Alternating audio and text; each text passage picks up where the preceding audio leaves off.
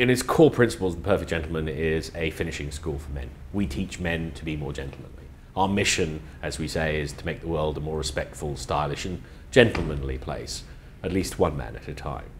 So what we do is we teach people the gentlemanly arts. So the gentlemanly conduct, the gentlemanly fundamentals, the respect, the style, the courtesies, and the commons that we refer to, the common decencies, the common courtesies, the common manners. These things are completely universal. I would say to the man who says he doesn't need to bother with this, ask all the women around him whether he needs to bother. I'm guaranteed that they'll say, they might not say it directly, but they will certainly say, well, or just ask them if there's enough gentlemen in the world. Or ask them, am I a gentleman? And if they hesitate for 1 nanosecond, then I think they should come and see us, because obviously they're not fulfilling all the ladies' needs around them.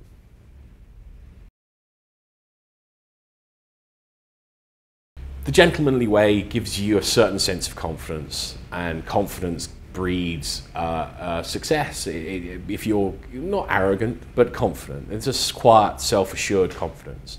And that gives you a sense of skill sets and knowledge that you can use. And of course that makes you more successful. I mean, one of the great stories a friend of mine told me recently is a very successful person at a firm. It was so one of the accountancy firms.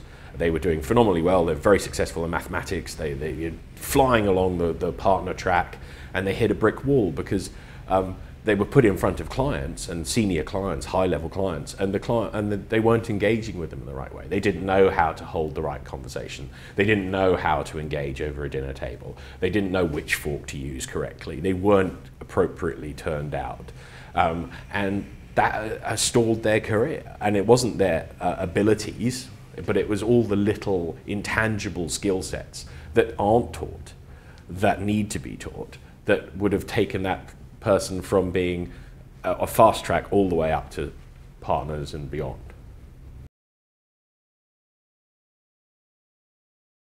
The core fundamentals you can walk out the door from one of our courses and you can immediately put to use. And I pretty guarantee you that people around you will treat you differently as long as you take them to heart.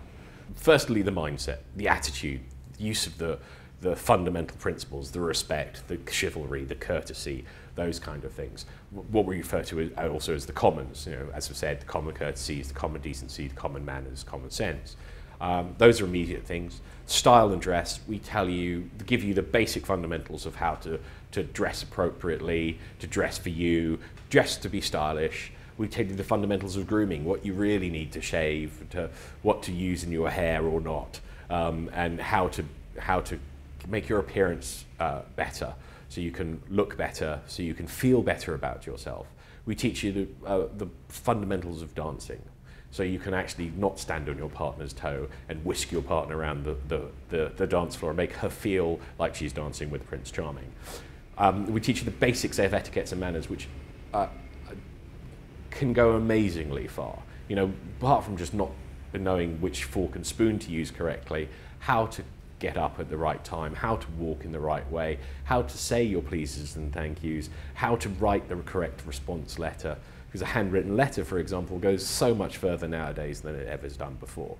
We teach you how to woo, how to engage in relationships, how to engage in your partner with a partner that you have or a partner that you want to have. And these are the fundamental skills that you can literally walk out the door and on the tube home use. Maybe not the dancing, but but I hope something along the lines that you might make a new friend on the way home.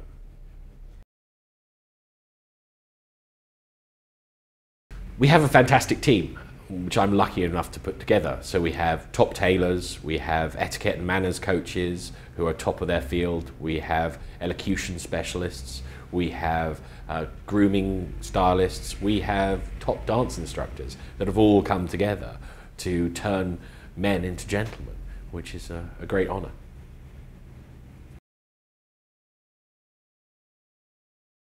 Interesting enough, men and women have very different attitudes to it, and there's a certain element of, let's start with the men.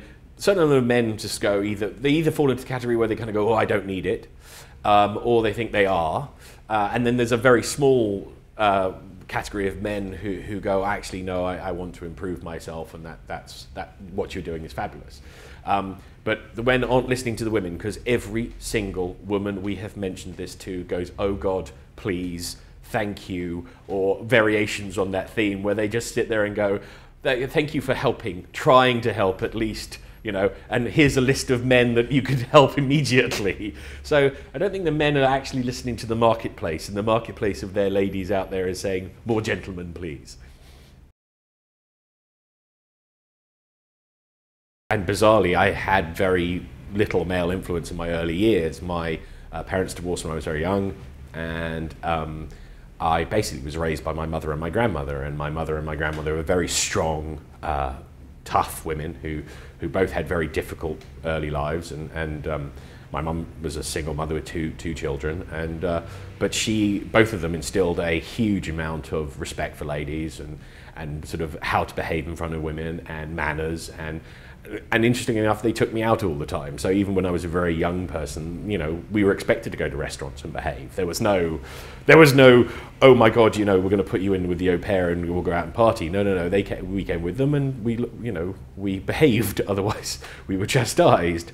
And so they kind of big influence on my life. And my grandfather as well, my mum's father, he was a very big influence on my life. He was a very stylish gentleman, and he always was very well dressed and well turned out. And I suppose also because I spent a lot of my young years watching old Cary Grant black and white movies, and the old gentlemen of the 30s, and the Cary Grants and the David Nivens of the world, and their impeccable manners and the way they behaved.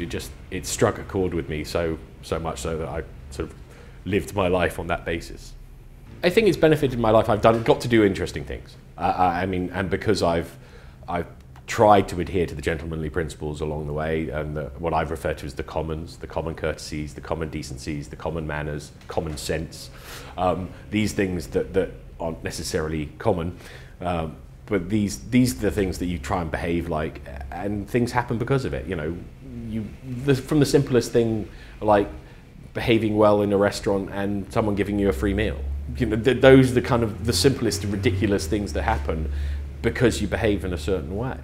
You know, and I've strayed off the path, the gentlemanly path, from occasion, and things have gone wrong because of it. So I kind of realised in my core that the gentlemanly path is the one way to be, and since I've stuck to it, things have gone right.